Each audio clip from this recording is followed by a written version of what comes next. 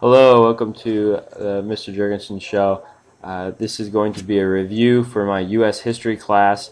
We have an exam tomorrow over chapters 6 and 7 over the Declaration of Independence and the American Revolutionary War.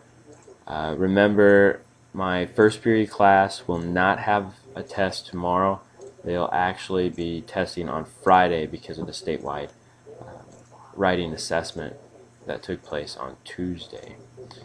Now, in order to study for this test, you really need to study the essay question.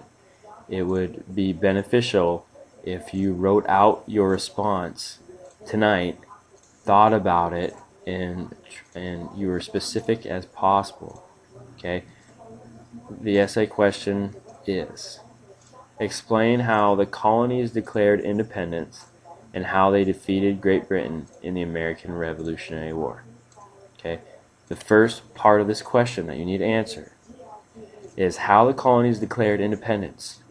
You're going to have to talk about the Second Continental Congress, the people in that Congress, the delegates from each colony, Thomas Jefferson, John Adams, Samuel Adams, Benjamin Franklin, John Hancock.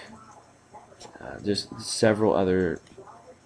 Those are the main figures right off the top of my head I can think of. But there's Robert Livingston. There's just so many more.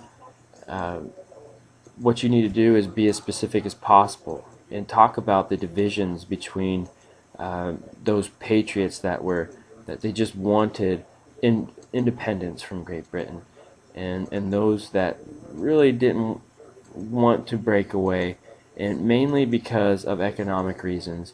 And I mean, they were very prosperous. The colonies were very prosperous, and it's important for you to understand that economy was a huge play in this. It was very beneficial for parts of the colonies or certain people to stay with Great Britain because they're making more money. But for the most part, it's what we see in the Declaration of Independence, which was written by a committee that consisted of Thomas Jefferson, John Adams, and Benjamin Franklin, Robert Livingston, and one more delegate that I cannot remember off the top of my head. But they wrote this document. Thomas Jefferson pretty much wrote this document, and he defined the rights of all men. Okay, the natural rights of all men. But then he also declared the colonies' independence from Great Britain and justified their independence. Right? Certain events that you could talk about that led up to the Declaration of Independence. You could talk about the Stamp Act, the Sugar Act, the Townshend Acts, and the Boston Massacre, Boston Tea Party. All those happened before the Declaration of Independence and really start to fuel that idea of independence from Great Britain.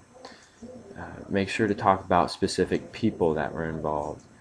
The Olive Branch Petition. Remember, the Second Continental Congress sends the Olive Branch Petition. Remember, John Adams named this petition the Olive Branch Petition because the olive branch is a sign of peace. And what the Second Continental Congress was trying to do was reconcile their differences and go back to the way it was. All right. The second part of this question is how the colonies defeated Great Britain. Now, we just talked about this a lot when we practice, formal British military tactics in the gym the other day, which was awesome.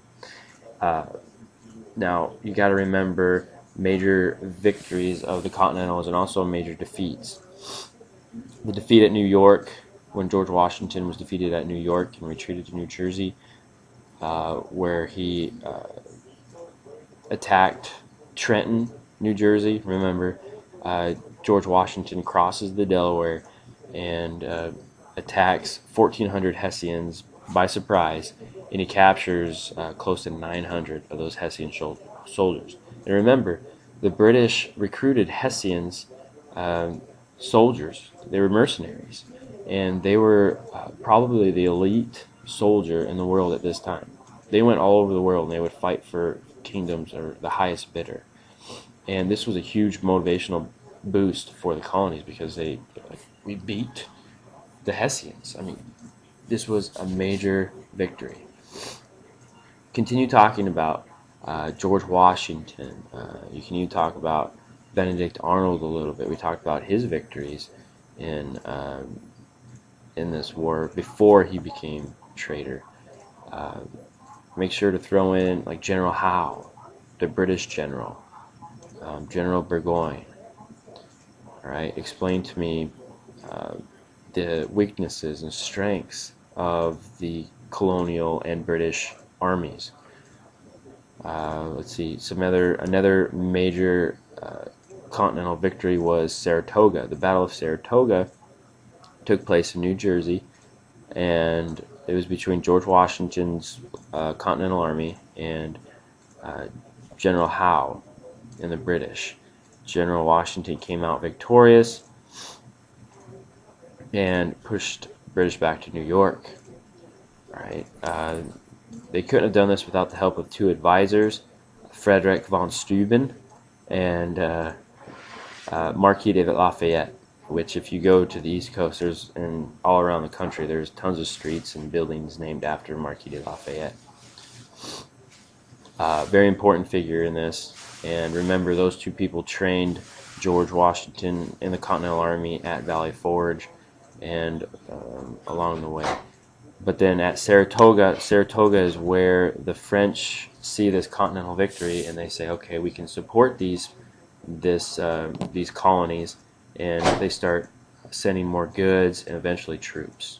Okay, now it'd be very important to talk about how the British changed their strategy to the south, where Francis Marion, the Swamp Fox, comes into play, and he starts using guerrilla warfare to fight back, and militias fight General Cornwallis, who are down in the south trying to find more Tory support, and they end up on a peninsula in Virginia, where they fortify themselves and eventually are surrounded by George Washington, General Rochambeau, Marquis de Lafayette, and the southern militias, along with the French fleet of Admiral Degas. I'm sorry, my face is still numb. Admiral Degas blocks off the ocean so that Cornwallis could not be supported with food or soldiers. And this is the Battle of Yorktown, and it concludes the Revolutionary War. It does take until 1783 to get all the British out, but eventually they do. Lastly, you're going to have to remember the Treaty of Paris. Remember the three things, the three main points that we talked about in class of the Treaty of Paris. I am running out of time, and I'm sure I look really weird because my front lip, top lip, doesn't move right because I just got out of the dentist. But remember those three things from the Treaty of Paris and everything I told you. Make sure to be very specific in your essay, and take your time, practice tonight, study your notes, and you'll do fine.